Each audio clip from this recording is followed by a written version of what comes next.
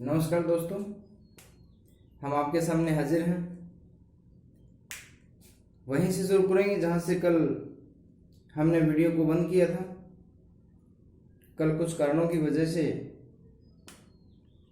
हम rational number के बारे में पूरी बात नहीं कर पाए। माफ़ी चाहता हूं, अधूरी बातें आज पूरी करेंगे। जैसा कि आज हम अपने थंबनेल में लिखा है कि रैशनल नंबर क्या है, इरेशनल नंबर क्या है, परिमेय अपरिमेय संख्याएं क्या है, पाई परिमेय संख्या है या अपरिमेय संख्या है, और बहुत सारी बातें जिन टीचर्स ने आज तक हमें सिखाई हैं उनके बारे में हम थोड़ा सा डिस्कस करेंगे। वीडियो को ज़रूर देखिए पूरा का पूरा, और अच्छा लगे तो फिर लाइक और शेयर कर दीजिए। जैसा कि बोर्ड पे लिखा हुआ है सामने, रैशनल नंबर, इरेशनल नंबर्स। हमारा मेन फोकस आज इन्हीं दो टाइप्स के बारे में है, तो इत्मीनान से देखिए, कान खोलकर सुनिए। देखिए, रैशनल नंबर्स, और मैंने यहां नीचे लिख दिया 0, 1, 2, 5/6, 1/3, 22/7, -7, -9/8, और ये रैशनल नंबर लिखा हुआ ऊपर। इसका मतलब ये हुआ कि ये सारे के सारे रैशनल नंबर्स हैं। रैशनल नंबर्स बोले तो हिंदी में जिसको हम बोलेंगे परिमेय संख्या, ये सारी की सारी परिमेय संख्याएं हैं। अगर हम डेफिनेशन की बात करते हैं, सबसे पहले रैशनल नंबर की डेफिनेशन हम बुक्स में पढ़ते हैं तो लिखा हुआ होता है हमारे पास कि rational number is a number which can be written in the form of p by q,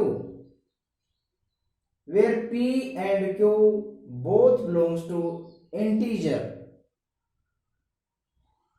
having condition assigned with it, q should not be equal to 0। इसका मतलब ये है कि परिमेय संख्या वो संख्या है जिसको हम अंश और हर के रूप में लिख सकते हैं।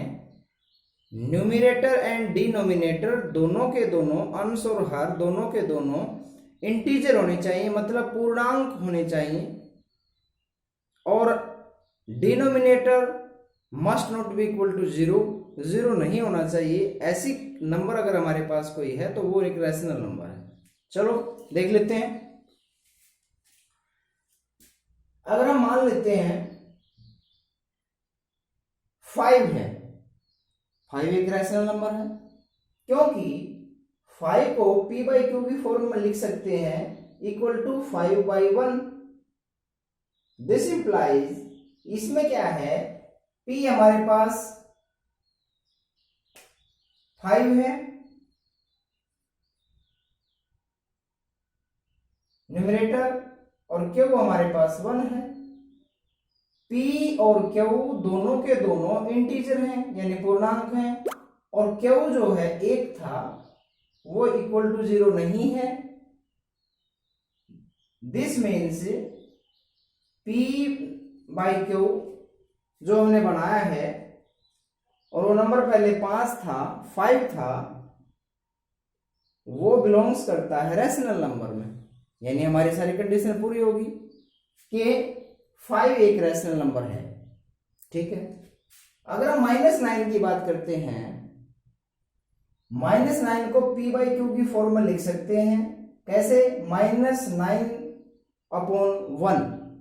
यहां पर p की वैल्यू -9 होगी और q की वैल्यू 1 होगी। p और q दोनों ही इंटीजर में आते हैं, क्योंकि -9 भी इंटीजर है, 1 भी इंटीजर है, और q जो है नॉट इक्वल टू 0 है, वो 1 हमने लिया है। तो सारी की सारी कंडीशन फुलफिल हो गई। इसका मतलब ये है कि -9 भी बिलोंग करता है रेशनल नंबर में। इसका मतलब -9 भी रेशनल नंबर है। अगर हम आगे चल बात करते हैं 5, 9, अब रूट की बात करते हैं। हमने यहां पर रूट लिखेंगे, रूट की बात करें √9। अब √9 स्क्वायर रूट ऑफ 9 हमारे पास क्या है, 3 आता है, और 3 अपने आप में क्या है, रैशनल नंबर है। जब 3 रैशनल नंबर है तो हम पहले ही प्रूव कर चुके हैं कि रैशनल नंबर, तो फिर इसको दोबारा चेक करने की जरूरत ही नहीं, इंटीजर आया ना, 3 इंटीजर है और इंटीजर रैशनल नंबर है।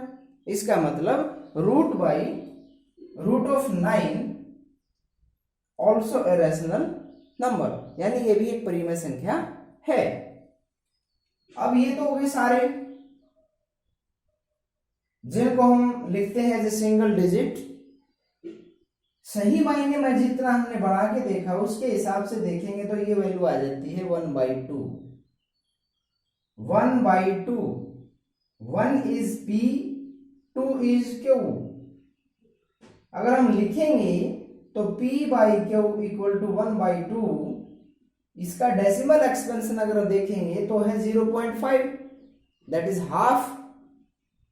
इसके अंदर अगर देखेंगे तो P और Q 1 और 2 दोनों के दोनों इंटीजर हैं और Q इक्वल टू 0 नहीं है। इसका मतलब 1/2 बिलोंग्स टू रैशनल नंबर, यानी 1/2 एक परिमेय संख्या है। अब देखिए ये तो होगी फ्रैक्शन वैल्यू, यानी P/Q की फॉर्म में जिसको हम लिख सकते हैं, और ये होगी हमारे पास डेसिमल एक्सपेंशन इसका 0.5। इसका मतलब P/Q की वैल्यू क्या होती है, यानी हम कहेंगे कि P/Q या तो वो फ्रैक्शन की फॉर्म में लिख रखा हो या फिर वो डेसिमल एक्सपेंशन की फॉर्म में लिखा हो, वो दोनों ही हमारे पास क्या है, रैशनल नंबर होते हैं। अब डेफिनेशन की जो हमने शुरू में बात कही थी उसके ऊपर चलते हैं। तो डेफिनेशन क्या बताती है कि रैशनल नंबर 2 तरह के हो सकते हैं, यानी हमारे पास जो P/Q की फॉर्म में जो नंबर लिखते हैं, यानी भिन्न जो होती है वो 2 तरह की होती है, या दशमलव वाली जो लिखी जाती है, यानी डेसिमल एक्सपेंशन और फ्रैक्शन हमारे पास 2 तरह के हो सकते हैं। कैसे कैसे, या तो वो टर्मिनेटिंग होगा, जैसे इस केस में लिखा कि 1/2 इक्वल टू 0.5, ये इसका फ्रैक्शनल रूप है और ये इसका डेसिमल रूप है, लेकिन वैल्यू तो 1 ही है ना, एक सी ही है। तो हमारे पास ये टर्मिनेटिंग का केस है। टर्मिनेटिंग का केस मतलब क्या होता है, समझो, टर्मिनेटिंग हम उसको कहते हैं जिसकी एक वैल्यू फिक्स आ जाए, जिसका फ्रैक्शन का वैल्यू एक डेसिमल एक्सपेंशन आता है और वो कंप्लीट आ जाता है, उसमें कोई संशय नहीं रहता। जैसे 0.5 के आगे अगर नहीं कोई भी वैल्यू चलती, अगर हम, इसका मतलब क्या है कि 1 को 2 से डिवाइड करेंगे, 1 को जब 2 से डिवाइड करेंगे तो हमारे पास क्या आ जाता है, यहाँ डेसिमल लगाई, 2 5 10, पूरा पूरा कैंसिल हो गया, यानी डेसिमल एक्सपेंशन हमारे पास आ गया 0.5। 0.5 आता है तो इसका मतलब ये है 5 से आगे और भी कोई भी वैल्यू नहीं है, यानी ये फिक्स वैल्यू, इसका फिक्स एक्सपेंशन हो गया डेसिमल। तो ये हमारे पास एक फ्रैक्शन कैसा हो गया, टर्मिनेटिंग। ठीक, रैशनल नंबर 2 तरह के होते हैं, टर्मिनेटिंग और नॉन टर्मिनेटिंग। नॉन टर्मिनेटिंग का वैल्यू का मतलब होता है कि हम डिनोमिनेटर से न्यूमरेटर को डिवाइड करते हैं तो एक fix value of decimal expansion नहीं आती, वो वैल्यू बढ़ती जाती है। जैसे नॉन टर्मिनेटिंग में होता है, नॉन टर्मिनेटिंग में भी फिर 2 आ जाते हैं टाइप, रिपीटिंग, नॉन रिपीटिंग। अब देखिए 1/3 है, 1/3 यानी 1 को हम 3 से डिवाइड करेंगे। 1 को जब 3 से डिवाइड करेंगे तो हमारे पास वैल्यू आएगी 0.333333 एंड सो ऑन। इसका मतलब ये केस है नॉन टर्मिनेटिंग का। नॉन टर्मिनेटिंग का मतलब ये डेसिमल एक्सपेंशन में इसकी वैल्यू खत्म नहीं होती। 3 के बाद फिर 3 पे चलेगी, फिर 3 पे चलेगी, फिर 3 पे चलेगी। इसका मतलब ये हमारे पास रिपीट हो रहा है, यानी ये केस आ गया रिपीटिंग का, जहां क्वोशिएंट में कोई डिजिट रिपीट हो रहा है तो हम इसको लिखेंगे 0.3 और उसके ऊपर बार लगा देंगे। इसका मतलब क्या है कि 3 जो है इसके क्वोशिएंट में बार बार रिपीट हो रहा है। अब अगर बात करते हैं 1/7 की, 7 से अगर 1 को डिवाइड करेंगे तो हमारे पास आएगा 0.142857, फिर 142857। यहां तो कुछ रिपीट नहीं हो रहा, लेकिन अगर ध्यान से देखोगे तो 14 28 57, 14 28 57, ये 4 डिजिट का पूरा पैटर्न रिपीट हो रहा है। यानी ये भी आपका रिपीटिंग का केस है, नॉन टर्मिनेटिंग एंड रिपीटिंग। और हम इसको लिख सकते हैं 0.14 28 57, ये जो पूरी की पूरी है इसके ऊपर हम बार लगा देते हैं। इसका मतलब ये पूरा का पूरा पैटर्न रिपीट हो रहा है, यानी नॉन टर्मिनेटिंग बट रिपीटिंग। ये भी हमारे पास रेशनल नंबर होता है। अगर डेसिमल एक्सपेंशन में वो रिपीट कर रहा है, चाहे वो डिजिट रिपीट कर रहा है, चाहे पैटर्न ऑफ डिजिट रिपीट कर रहा है, वो भी एक रेशनल वैल्यू होती है। उसको भी हम पी बाई क्यू की फॉर्म में लिख सकते हैं। अब हम वैल्यू लेते हैं 22/7। 22/7 को यानी 22 को 7 से डिवाइड करते हैं तो हमारे पास वैल्यू ये आती है। इसमें भी हम देखते हैं 142857, ये पूरा का पूरा पैटर्न रिपीट हो रहा है। तो 22/7 भी हमारे पास परिमेय संख्या है, रैशनल नंबर है, इसमें कोई संशय नहीं है, आगे बताएंगे फिर। अब अगर नॉन रिपीटिंग की बात करते हैं तो ये आ जाइए √2 है। इसकी जब वैल्यू लिखते हैं तो हमारे पास 1.41421356, यानी आगे चलता जाता है, कोई ना तो डिजिट रिपीट हो रही ना कोई पैटर्न ऑफ डिजिट रिपीट हो रहा, तो ये इर्रेशनल वैल्यू है। जिस फ्रैक्शन का जब हम डेसिमल एक्सपेंशन करते हैं या कोई रूट है उसका हम डेसिमल एक्सपेंशन लिखते हैं और वो एक फिक्स वैल्यू नहीं आती डेसिमल के बाद में, आफ्टर डेसिमल डिजिट्स हैं वो ना तो रिपीट हो रही है ना ही टर्मिनेट हो रही हैं, आगे चलता जाता है, यानी उसकी कोई फिक्स वैल्यू मिल ही नहीं रही, dash dash and so on चलता रहे, तो वो एक इरेशनल नंबर है। √3 की बात करते हैं, यहाँ रूट का मतलब square root 1.73205081 and so on. E की वैल्यू नेचुरल लोगरिथम, उसकी वैल्यू जब मैथ में निकालते हैं तो 2.71828183 एंड सो ऑन चलता जाता है। तो दीज नंबर्स आर सारे रैशनल नंबर्स हैं। अब पाई की बात आती है, यहां देखिए, यहाँ 22/7 लिखा था, ये रैशनल वैल्यू हमने बताया है, लेकिन ये इरेशनल वैल्यू की बात करते हैं यार, ध्यान से देखिए, यहां ये इरेशनल वैल्यूज आएंगे।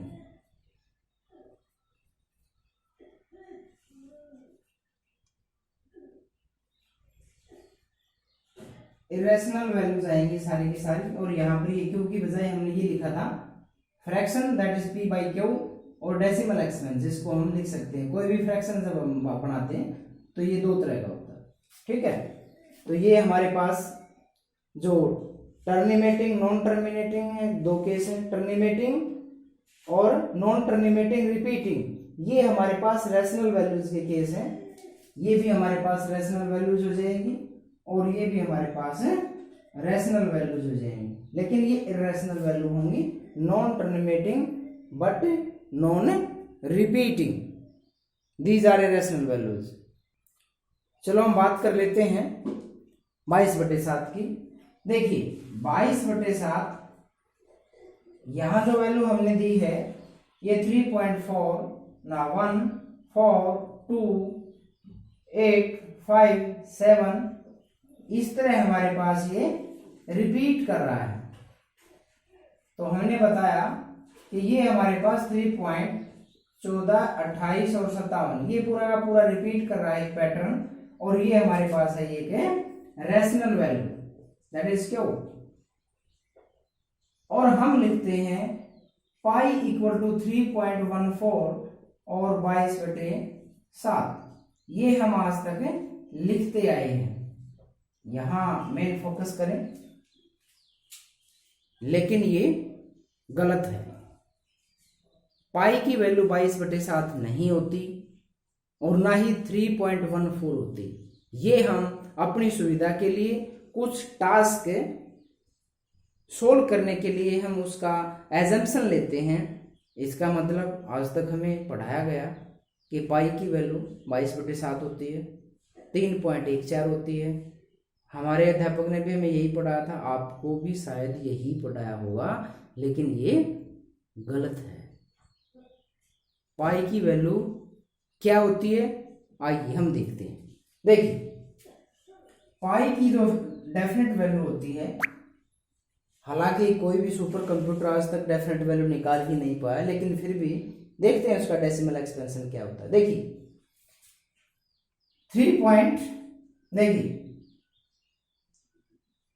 14 15 92 65 35 89 79 32 38 46 एंड सो ऑन। ये मेरे ख्याल 20-21 डिजिट तक चली गई वैल्यू। तो यहां पर देखिए ये हमारे पास और बहुत सारे एक्सपर्ट हैं और ज्यादा जानते होंगे। 1 2 3 4 5 6 7 8 9 10 11 12 13 14 15 16 17 18 19 20 21 और 22 डेसिमल के बाद, दशमलव के बाद 22 अंक हमने लिख दिए। तो देखा ना तो कोई सिंगल डिजिट रिपीट हो रहा है, ना कोई पैटर्न ऑफ डिजिट रिपीट हो रहा है। कोई भी डेसिमल एक्सपेंशन जिसके अंदर ना तो कोई डिजिट रिपीट हो रहा, ना कोई पैटर्न ऑफ डिजिट रिपीट हो रहा, उसकी कोई फिक्स वैल्यू है ही नहीं, टर्मिनेटिंग भी नहीं है, नॉन टर्मिनेटिंग है, ना उसकी डेसिमल के एक्सपेंशन के बाद कोई रिपीटेशन है, तो कैसा नंबर हुआ? Rational, irrational.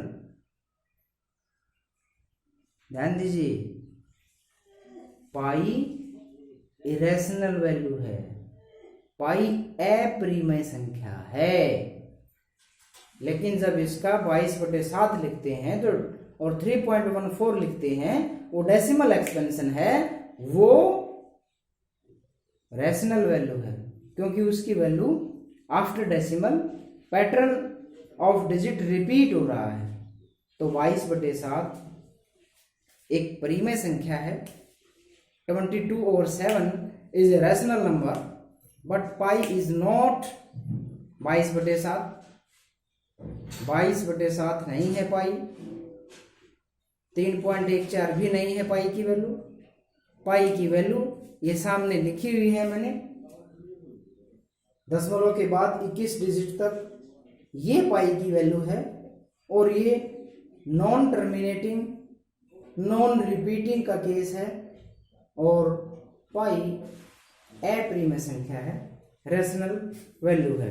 याद कर लीजिए इन सब चीज़ों को। उम्मीद करते हैं कि आज का लेक्चर पसंद आया होगा। अगर पसंद आया है तो अपने फ्रेंड्स को शेयर करो, लाइक करो, सब्सक्राइब करो। यार काफ़ी मेहनत लगती है, ये तो ज़रूर कर दिया करो। तो नेक्स्ट लेक्चर में फिर आएंगे, दूसरी नंबर सिस्टम के ही दूसरे लेक्चर, मेरे ख्याल तीसरा चौथा हो गया, पांचवा जो आएगा उसमें कुछ रियल वैल्यू के बारे में बात करेंगे। ठीक है, तब तक के लिए स्टे होम, स्टे सेफ।